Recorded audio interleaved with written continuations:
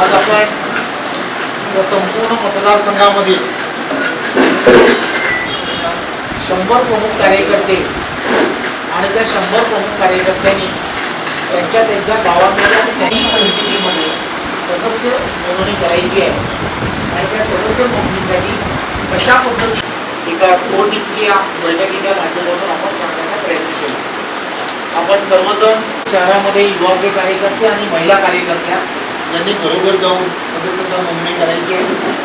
त्याचबरोबर तुम्हाला माहिती आहे की देशाचे पंतप्रधान आदरणीय नरेंद्र मोदींच्या नेतृत्वामध्ये आणि महाराष्ट्र राज्याचे लोकप्रिय असे मुख्यमंत्री आदरणीय देवेंद्रजी यांच्या नेतृत्वामध्ये एक कामाचा पोषकता काय असावी हे सातत्याने सांगण्याचा प्रयत्न केला जातो।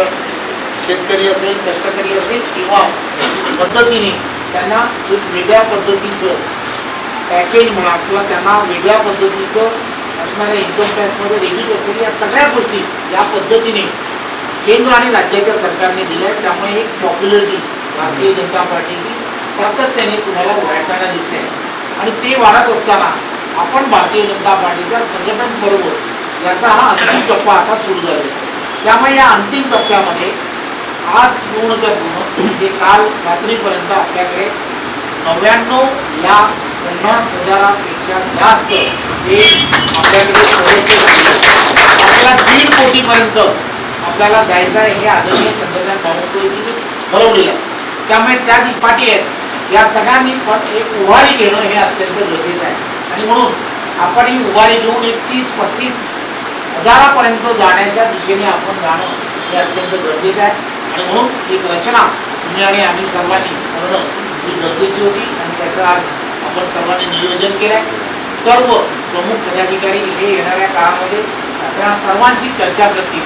प्रत्येक जिल्हा परिषद निहाय कोण काम करणार आहे, कशा पद्धतीने काम करणार आहे, कोणाच्या गावामध्ये कुणी काम करावं या संदर्भातली सर्व असणारी रचना ही त्या ठिकाणी आपण तिथे असणाऱ्या प्रमुख पदाधिकाऱ्यांनी करावी आणि त्या संदर्भात प्रमोद जगाजी असतील, अतुल काशीकर हे स्वतः त्याचं मॉनिटरिंग करतील आणि जिल्ह्याचे सरचिटणीस हे डे टू डे त्याचा जो फॉलोअप तो अमित केतकर जे आहेत ते अमित केतकर हे स्वतः घेणार आहे। सर्व मंडळाच्या अध्यक्षांनी काही एक स्वतःपुरतं एक उद्दिष्ट ठेवलेलं आहे की आम्ही एवढ्यापर्यंत पोहोचू शकतो। छोटं उद्दिष्ट प्रत्येकाने ठेवलं आहे परंतु ते कंप्लीट होणारं असं उद्दिष्ट हे प्रत्येकाने ठेवलेलं आहे। कारण मला खात्री आहे की आपण ठरवलेलं उद्दिष्ट 19 तारखेपर्यंत पूर्ण करा याची मला पूर्ण खात्री आहे। आपल्या सर्वांना खूप खूप शुभेच्छा देतो।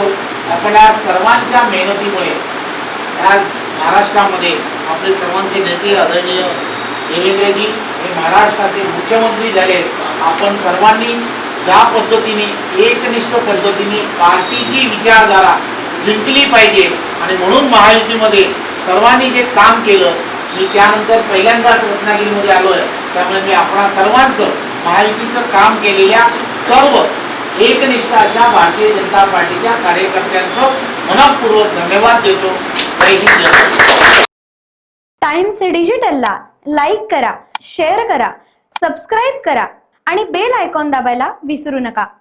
Times digital.